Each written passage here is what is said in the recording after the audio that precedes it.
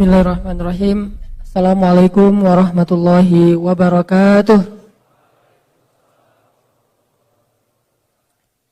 Alhamdulillahi wa kafa, wassalatu wassalamu ala rasulillahil mustafa wa ala alihi wa sahbihi ahli siddiqi wal wafa. Teman-teman yang dirahmati Allah subhanahu wa ta'ala, puji syukur kepada Allah atas nikmat hari ini yang Allah berikan kepada kita mulai tadi subuh. Berbahagialah buat teman-teman yang tadi subuh bisa sholat subuh berjamaah. Kemudian sholat duha. Terus aktivitas hari ini di tempat tugasnya masing-masing, di kampus, di sekolah, di tempat kerja. Dan sore ini sampai malam Allah berikan atau Allah sempurnakan nikmat hari ini dengan insya Allah duduk di dalam majelis ilmu.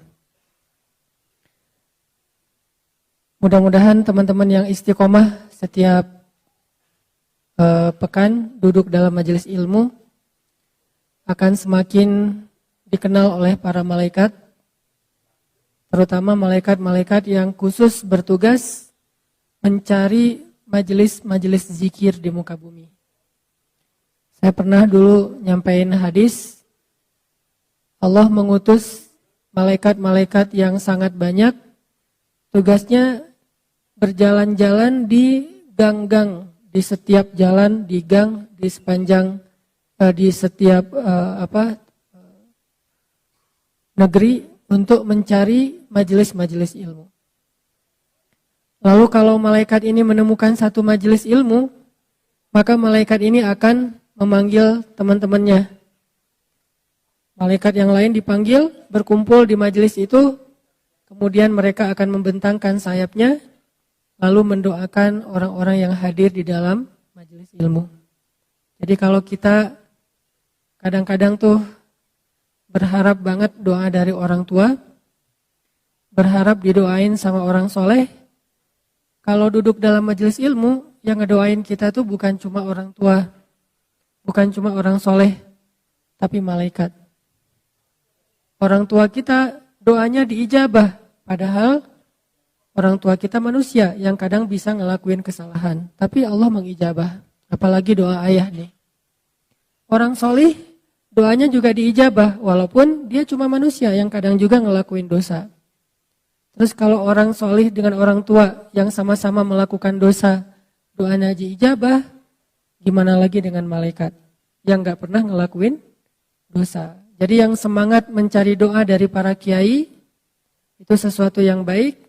Dari para ustadz, dari orang soleh, terutama dari orang tua, ayah dan bundanya. Dan mertua kalau ada. Kalau belum ya udah ayah bunda dulu. Sabar ya. Kalau yang rajin minta doa kepada orang-orang yang istimewa, berarti harusnya kita lebih rajin lagi meminta doa dari malaikat. Caranya duduk di dalam majelis ilmu. Lalu Allah Subhanahu wa taala akan berdialog dengan malaikat itu. Jadi sekarang nih, kalau kita merujuk ke hadis tersebut, berarti kita coba belajar yakin ada dialog antara Allah dengan malaikat ketika ada majelis ilmu. Apa dialognya? Allah tanya kepada malaikat, wahai para malaikat, apa yang mereka lakukan di situ? Lalu malaikat menjawab, dan Allah Maha tahu jawabannya. Mereka sedang berzikir, memuji, menyebut, mengagungkan Engkau ya Allah. Allah lalu bertanya, apakah mereka pernah melihat aku? Kata para malaikat, enggak pernah ya Allah. Kata Allah, gimana kalau mereka melihat aku? Kata malaikat, kalau mereka pernah melihat engkau, pasti mereka akan menghabiskan seluruh usianya untuk berzikir dan mengagungkan engkau. Terus Allah nanya lagi, apa yang mereka minta wahai para malaikat? Kata malaikat, mereka memohon surga di sisimu ya Allah, mengharapkan surga. Apakah mereka pernah melihat surga? Tidak pernah ya Allah. Bagaimana kalau mereka pernah melihat surga? Pasti mereka tidak menginginkan apapun dalam hidup kecuali surga itu. Allah nanya lagi, apa yang mereka berlindung darinya atau takutkan? Kata malaikat, mereka takut dari azab api neraka. Apakah mereka pernah melihat neraka? Tidak pernah ya Allah. Bagaimana kalau mereka pernah melihat neraka? Pasti mereka akan menghabiskan usianya dengan menangis dan berdoa agar terhindar dari azab neraka. Wahai para malaikat, saksikanlah, sesungguhnya aku telah memperkenankan semua harapan dan keinginan mereka. Aku jaminkan untuk mereka surga dan dibebaskan dari api neraka. Ini janji Allah kepada para malaikat. Malaikat mengatakan, amin. Tiba-tiba ada malaikat yang qadarullah ya, kalau bahasa kita nggak sengaja melihat ada orang di situ tidur. Ya Allah, gimana dengan si fulan yang dia itu cuma tidur di dalam majelis itu, nggak sengaja ikut taklim, dia lagi istirahat di masjid, tiba-tiba ada taklim dan dia jadi kebawa di dalam majelis tersebut. Nggak niat ikut taklim, apalagi kalau niat walaupun sama-sama tidur. Niat sih pengen ikut taklim, cuman karena mungkin lelah banget ya, semalaman nggak tidur. Kenapa nggak tidur? Belum bisa melupakan jawaban yang sangat pahit dari calon mertua. Anak saya udah ada calonnya, kan itu berat, nggak bisa tidur semalaman. Nah besoknya dia pengen self-healing, hadir dalam majelis ilmu. Sampai di sini sakinah. Nggak bisa dapat sakinah mawaddah warahmah, dapat sakinah di dalam majelis ilmu. Jadi benar emang yang masih berstatus gitu, yang masih berstatus sendiri, mungkin salah satu cara untuk kita menjaga ketenangan diri kita, kalau nggak bisa ngelihat wajah pasangan, minimal kita hadir dalam majelis ilmu. Tapi lebih keren lagi hadirnya berdua sih. Tetap angger ya. Nah, ya Allah tuh ada orang tuh, dia cuman tidur doang di situ, cuman mampir, nggak sengaja dan nggak ada niat pengen cari ilmu. Gimana dengan dia? Kata Allah, dia termasuk di antara orang-orang yang mendapatkan rahmat. Artinya nggak tahu nih, dia dapat apa yang dijanjikan atau sekedar dapat rahmat, tapi tetap dapat kebaikan, padahal nggak sengaja. Gimana yang sengaja? Gimana yang udah prepare, yang udah diniatin, yang udah kepengen banget datang jauh-jauh, pasti al-jaza wa ala qadril masyaqqah. Balasan itu tergantung tingkat kesulitan. Jadi bahagialah teman-teman yang insya Allah apa yang teman-teman lakuin hari ini akan jadi berita gembira nanti di padang mahsyar. Tiba-tiba kok masuk golongan yang keren banget, wajah-wajah mereka bercahaya. Kenapa saya masuk golongan ini? Kamu adalah golongan yang kedua dari 7 golongan yang dapat naungan Allah, yaitu pemuda yang tumbuh dalam ketaatan kepada Allah Subhanahu wa taala. Teman-teman yang dirahmati Allah, malam ini kita coba mengambil beberapa booster atau motivasi bukan dari saya, tapi dari seseorang yang Allah rekomendasikan di dalam Al-Quran. Walaupun mungkin boosternya itu tidak ada di YouTube, nggak ada di Instagram. Tapi followersnya memang banyak sih ini orang. Cuman dalam bentuk yang berbeda. Kita coba belajar mencari motivasi dan ngebooster hati kita dari sosok Luqmanul Hakim. Luqmanul Hakim. Yang punya aplikasi Al-Quran, coba buka HP-nya surat 31, surat Luqman. Kisah tentang Luqman di dalam ayat itu disebutin di ayat 12 sampai ayat 19, satu halaman. Surat 31, surat Luqman dari ayat 12 sampai ayat 19. Dan sungguh telah kami berikan kepada Luqman al-hikmah supaya bersyukur kepada Allah. Dan barang siapa yang bersyukur, maka sesungguhnya dia bersyukur untuk kebaikan dirinya sendiri. Dan barang siapa yang kufur atau ingkar, maka sesungguhnya Allah Maha Kaya lagi Maha Terpuji. Sadaqallahul adzim. Teman-teman, kalau kita baca surat ini, nanti kita akan menemukan nasihat-nasihat yang sangat berharga dari Luqman, ada di halaman yang tadi kita baca, ayat 12 sampai ayat 19. Itu semuanya isinya nasihat Luqman kepada anaknya. Siapa Luqman? Luqman ini kalau di antara umat Nabi Muhammad mirip dengan Uwais Al-Qarni. Ada ulama yang mengatakan Luqman itu hidup di zaman Nabi Daud alaihissalam. Ada yang mengatakan hidup di zaman Nabi Isa alaihissalam. Allahu a'lam. Cuman memang dia bukan nabi, tetapi dia orang soleh yang istimewa. Kan orang soleh itu ada banyak di zaman para nabi. Kayak di zaman Nabi Sulaiman, orang solehnya yang gak terkenal tapi keren siapa? Di zaman Nabi Sulaiman. Hamba Allah yang bisa membawa singgasana Balqis dari Yaman ke Palestina cuma dengan sekedip mata. Sampai jin ifrit aja butuh waktu beberapa jam kayak kecepatan pesawat. Jadi kalau kata ifrit, wahai Sulaiman, saya bisa bawa singgasana Balqis yang ada di Yaman. Yaman Palestina itu kalau naik pesawat kurang lebih, kalau nggak salah 4 jam. Saya bisa bawa singgasana Balqis dari Yaman ke Palestina sebelum engkau bangun dari tempat dudukmu. Maksud sebelum engkau bangun ini kata ulama tafsir, sebelum rapat selesai. Dan rapat waktu itu kurang lebih ya 2 jam 3 jam lah. Berarti kecepatan ifrit itu kecepatan pesawat. Sebelum rapat selesai, singgasana itu udah ada di hadapan engkau wahai Sulaiman. Terus tiba-tiba berdirilah seorang laki-laki yang gak dikenal. Bahkan di Al-Quran juga gak disebutin namanya. Saking gak terkenal. Jadi jangan remehkan orang yang followersnya dikit. Belum tentu yang selebgram lebih soleh dan lebih istimewa daripada yang biasa. Bisa jadi yang orang gak dikenal siapa-siapa, tapi dikenal oleh Allah dan dikenal oleh para malaikat. Kan yang paling penting Allah Subhanahu wa taala yang nge-like ya setiap postingan kita, dan kalimat like dari Allah itu radhiyallahu an. Itu penting banget tuh. Kalau kita like-nya like manusia, kalau sahabat like-nya like pencipta manusia radhiyallahu an. Abu Bakar radhiyallahu an.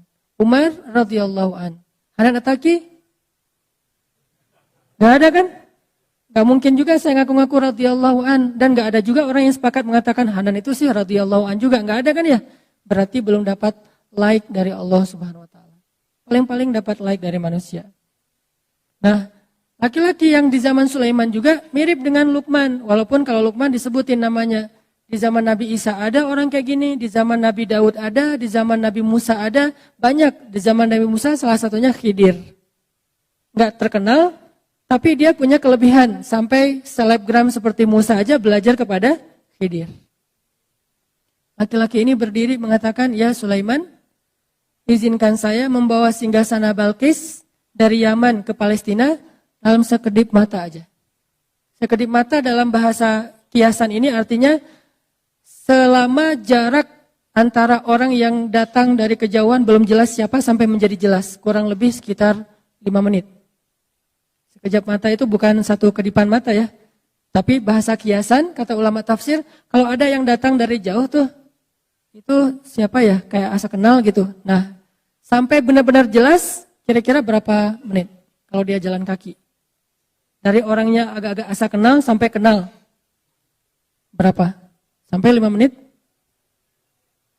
Tergantung jalannya ya. Kalau dia jalannya normal, ya paling lama 5 menit lah, nggak sampai lah, semenit juga udah jelas. Oh ya si fulan. Walaupun kadang-kadang ada yang dari jauh juga udah ketahuan, saking kita ngenandain banget ya. Wah dia datang ya ternyata, gitu ya, udah ketahuan dari wanginya. Wah ada harum tertentu nih udah khas gitu teh. Siapa yang wanginya khas di antara sahabat? Mus'ab bin Umair. Kalau Mus'ab lewat satu lorong atau satu gang, cewek-cewek Mekah langsung nyari-nyari mana Mus'ab. Karena parfum Yang dipakai Mus'ab itu nggak ada di Mekah. Satu-satunya yang pakai parfum itu cuma Mus'ab. Sampai Mus'ab kalau nyuci baju, orang-orang rebutan pengen nyuci baju Mus'ab biar disatuin dengan baju mereka sehingga aroma wanginya pindah ke baju mereka. Ini sahabat Nabi yang namanya Mus'ab. Selebgram zaman sahabat lah yang paling keren.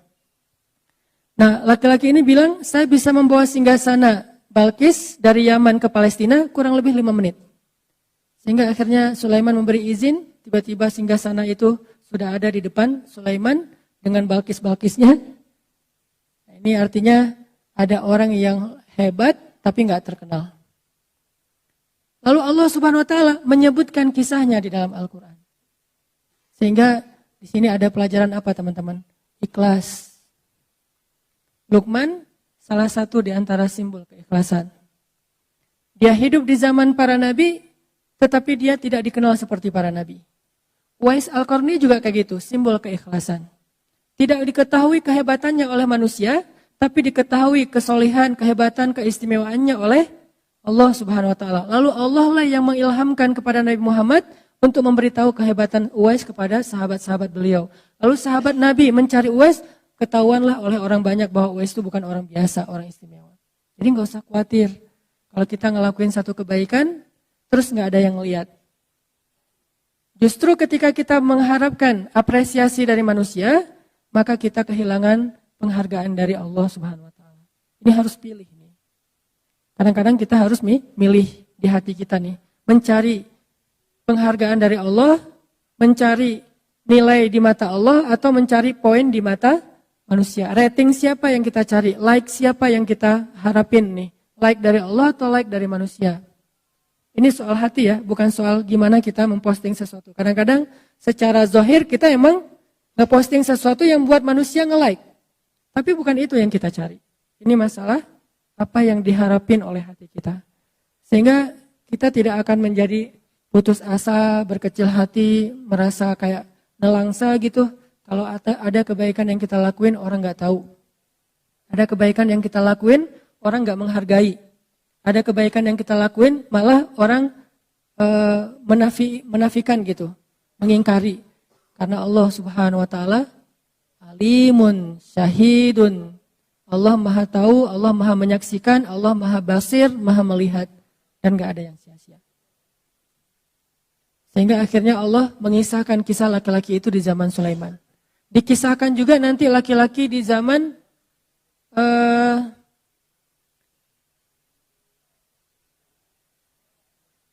Nabi Nuh alaihissalam. Dikisahkan juga laki-laki di zaman Nabi Ibrahim alaihissalam. Banyak banget nih orang-orang kayak gini. Termasuk yang kalau kita baca surat Yasin, wajaa min aqsal madinati rajulun yas'a. Ada kan ayat gitu ya? Datanglah seorang laki-laki dari tengah kota, berjalan terburu-buru, pengen menyelamatkan para nabi yang lagi mau dibunuh oleh Bani Israel. Siapa laki-laki itu? Gak ada namanya. Kalaupun ada, tebakan dari para ulama, Habib An-Najjar. Tapi itu bukan dari Al-Quran, bukan dari hadis. Hanya interpretasi ulama, entah benar entah enggak.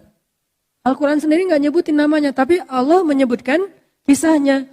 Ini berarti orang istimewa. Gitu juga dengan istrinya Fir'aun. Istri Fir'aun ada namanya di Al-Quran? Enggak ada. Yang ada Imratu Fir'aun, istri Fir'aun. Kenapa disebutin namanya, disebutin kisahnya? Karena dia istimewa. Walaupun orang tidak menyebut-nyebut nama dia seperti menyebut-nyebut nama Musa atau Harun. Gitu juga dengan Uwais Al-Qarni. Uwais itu kalau menurut saya ikhlasnya udah teruji banget. Dia menghilang gara-gara dipuji. Kalau kita kan menghilang gara-gara dicela ya. Pundung kan. Coba kalau misalnya kita dalam sebuah organisasi nih. Kita udah habis-habisan, gak dihargai. Akhirnya pundung kan, left group. Saya pengen kita sekali-kali coba nih ya. Left group gara-gara dipuji. Bisa gak tuh? Dia left group loh, ada masalah apa ya? Dijapri sama teman-teman kita. Loh kenapa left group ada masalah? Kita ada sikap yang gak berkenan? Enggak, saya gak suka dipuji-puji. Left group. Gara-gara dipuji left group. Ini Masya Allah nih, karena kemarin kita karena ditraktirin atau apalah gitu-gitu, banyak disebutin kebaikan-kebaikan yang kita baru lakuin, kita nggak nyaman, akhirnya left group. Itulah yang dilakukan Uwais Al-Qarni loh teman-teman. Kan awalnya dia nggak terkenal sama sekali nih. Nabi yang nge-mention tentang dia kepada Umar. Kata Nabi, ya Umar, kalau nanti kamu punya kesempatan, carilah laki-laki dari Yaman, namanya Uwais. Dia tinggal di sebuah desa namanya Qaran, sehingga disebut Uwais Al-Qarani. Kayak kita, Hanan Al-Antapani, tinggal di Antapani kan jadi. Uwais Al-Qarani, tinggal di Qaran. Dan dia punya ciri-ciri khasnya itu di perutnya ada bekas penyakit kulit yang gak sembuh, karena dulu seluruh tubuhnya berpenyakit, dia berdoa, ya Allah sembuhkan penyakit kulit saya, tapi sisakan sedikit di bagian perut, biar saya selalu ingat nikmat-Mu ya Allah. Allah sembuhkan persis kayak diminta oleh Uwais. Kita kan kalau berdoa jarang persis banget ya diijabah ya, karena doa kita kurang bagus, mungkin Allah memberikan yang lebih baik. Kalau Uwais, gimana dia minta gitu Allah kasih, saking luar biasanya Uwais. Nah cari dia Uwais, kalau ketemu dia, nah ini ada sesuatu yang istimewa banget nih. Kata Rasul, mintalah doa dari Uwais, doa Uwais enggak ditolak oleh Allah. Umar disuruh minta doa kepada Uwais. Padahal seluruh ulama sepakat Umar lebih utama daripada Uwais. Enggak ada ulama yang bilang Uwais lebih utama daripada Umar. Semua sepakat Umar lebih utama daripada Uwais. Pertama generasinya sahabat, Uwais tabi'in. Sahabat lebih baik daripada tabi'in. Khairun nas, mana sih hadisnya? Sebaik-baik generasi, khairul qurun qarni, sebaik-baik zaman adalah generasi aku. Summal ladzina yalunahum, summal ladzina yalunahum. Kemudian setelahnya. Artinya sahabat lebih baik daripada tabi'in. Tapi yang lebih baik ini disuruh minta doa kepada orang yang di bawahnya, Uwais. Berarti ada yang istimewa pada Uwais yang enggak ada pada Umar. Tapi secara umum Umar lebih istimewa daripada Uwais. Kayak Musa dengan Khidir. Secara umum Musa lebih utama daripada Khidir. Tapi ada satu hal yang Khidir punya, Musa enggak punya. Kan selalu gitu ya, enggak ada manusia yang sempurna di segala bidang. Akhirnya Umar nyari Uwais, kita tahu ceritanya, orang-orang meremehkan Uwais. Ngapain sih Amirul Mukminin, presiden kok nyari orang kayak Uwais gitu, penjaga ternak jamaah haji dari Yaman.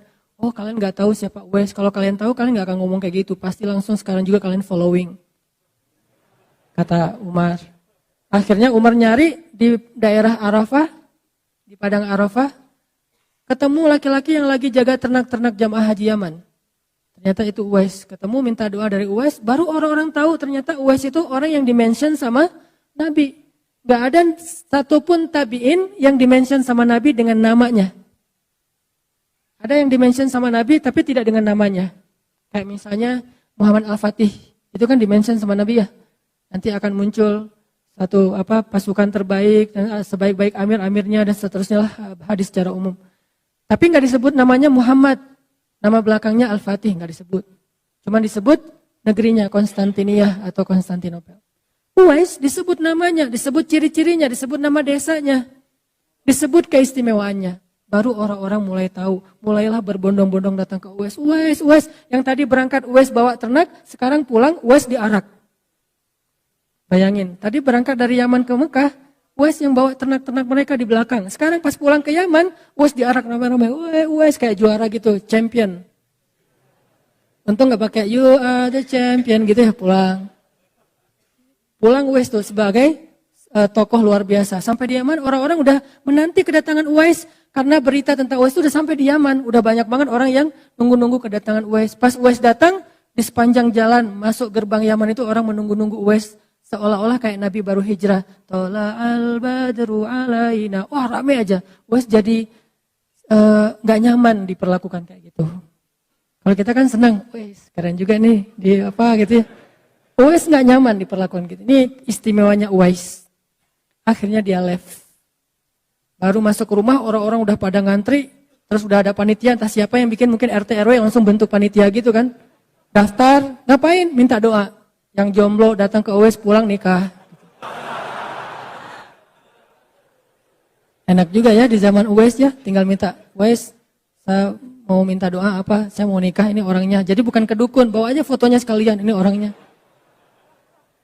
Kalau ke dukun kan bawa foto, bawa rambut ya. Ke Uwais bawa foto aja. Nih Instagramnya. Oh ya, ntar saya following dulu ya. Bahaya. Nah, udah gitu orang berbondong-bondong pengen minta doa dari Uwais. Uwais menghilang. Raib aja nggak tahu kemana. Left, nggak mau dipuji-puji, nggak mau dihormati, nggak mau dipuja, nggak mau jadi selebgram. Hilang. Ketemu-ketemu, kalau nggak salah di Basroh.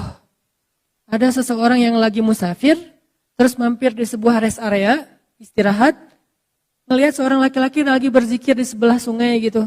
Pas ditanya, nama Anda siapa? Uwais. Uwais yang mana nih? Dari mana asalnya? Dari Yaman. Yaman di mana? Dari desa Koron. Oh, ini Uwais Al-Qarani, rame lagi berbondong-bondong orang mampir di rest area itu. Tiba-tiba rest area 97 itu, wah rame aja. Wah, semua orang pada mampir. Pokoknya kalau kamu ke Jakarta jangan lupa mampir di situ ya gitu modelnya. Semua mampir di tempat Uwais tinggal. Raib lagi. Gak mau banget sama sekali dipuja sama manusia. Raib, hilang, ketemu-ketemu. Dalam satu peperangan kaum muslimin di zaman Umar bin Khattab, ketemu Uwais di antara para syuhada sudah meninggal dunia, habis berjihad, syahid di jalan Allah Subhanahu wa taala. Coba. Ini orang yang luar biasa, gak terkenal, gak ada yang tahu, tapi Allah Maha tahu dan memberitahu kepada kekasihnya Rasulullah Sallallahu Alaihi Wasallam. Gitu juga Luqman, kurang lebih seperti itu. Cuman di zaman yang berbeda. Menurut saya selalu ada orang kayak gitu di setiap zaman. Cuman kalau dulu dimention di Al-Quran, kalau sekarang kita harus cari sendiri. Jangan selalu berpikir bahwa orang yang kita anggap biasa-biasa aja, itu orang yang memang benar-benar biasa. Enggak, belum tentu. Kadang kita ngeremehin orang tua kita. Kadang kita ngeremehin pasangan kita. Padahal mungkin dia lebih dicintai Allah daripada orang-orang yang selama ini kita puja-puja. Kayak ada orang yang baru hijrah misalnya. Dia muja ustadznya banget. Sampai ketika orang tuanya ngasih nasihat, dia gak mau dengar. Ayah tahu apa, mak tahu apa gitu. Belum tentu orang tua kita yang gak tahu banyak tentang agama, berarti dia bukan siapa-siapa di mata Allah. Mungkin kelebihan dia bukan ilmu agama. Kelebihan dia bukan ceramah, kelebihan dia bukan dakwah, tapi kelebihan dia adalah sabar dan tulus banget mendidik, membesarkan, mengandung, menyusui kita sejak kita kecil, dan itu sesuatu yang istimewa. Berarti kita punya Uwais di rumah kita masing-masing. Kita punya Uwais, atau dalam bahasa lain punya Luqman, punya laki-laki di zaman Sulaiman itu di rumah kita masing-masing. Atau di kampung kita juga ada mungkin ustadz atau kiai ajengan yang mungkin gak terkenal. Dia cuma ngajar-ngaji anak-anak di kampung. Saya kenal beberapa orang di situ kayak gitu di daerah Cianjur Pedalaman. Beliau yang menanggung biaya listrik musola yang beliau ngajar. Jadi anak-anak itu belajar ke beliau gratis, terus biaya listrik setiap bulan beliau yang tanggung dari hasil panen beliau yang memang pas-pasan nggak terlalu banyak. Ini orang luar biasa, nggak ada yang kenal sama beliau. Tapi alhamdulillah Allah beri kesempatan saya kenal beliau. Saya tahu ini Uwais di zaman ini nih, salah satunya nih. Orang-orang kayak gini, kalau kita ketemu, jangan sia-siakan kesempatan, langsung minta doa. Kayak tadi, pengen ketemu Uwais karena statusnya masih sendiri, ada Uwais di zaman kita. Siapa? Ayah kita mungkin? Siapa? Seorang kiai yang tidak terkenal, kiai biasa aja, tetapi justru karena dia biasa aja, Allah lebih mencintai dia mungkin. Karena keikhlasan dan kerendahan hatinya. Luqman, kurang lebih seperti itu. Sehingga Allah Subhanahu wa taala mengangkat derajat Luqman. Kan Allah itu tu'izzu man tasya wa tudhillu man tasya. Allah itu mengangkat derajat siapa yang Dia kehendaki dan merendahkan siapa yang Dia kehendaki. Yang sangat terkenal Allah rendahkan kayak Firaun, Namrud, Haman, Qarun, Allah rendahkan. Yang enggak terkenal Allah tinggikan seperti Luqman salah satunya. Tu'til mulka man tasya wa tanzi'ul mulka mimman tasya wa tudhillu man tasya wa tu'izzu man tasya wa tudhillu man tasya. Allah kasih kekuasaan kepada siapa yang Allah kehendaki, Allah cabut kekuasaan dari siapa yang Allah kehendaki. Allah berikan kemuliaan kepada siapa yang Allah kehendaki, Allah hinakan siapa yang Allah kehendaki. Terserah Allah. Makanya kalau kita ngelakuin satu amal mencari ridha Allah, mencari rating atau poin like dari Allah Subhanahu wa taala, mudah-mudahan kalau Allah memberikan izzah, kemuliaan, gak ada manusia yang bisa merendahkan kita. Allah yang mengangkat. Kan banyak banget orang-orang yang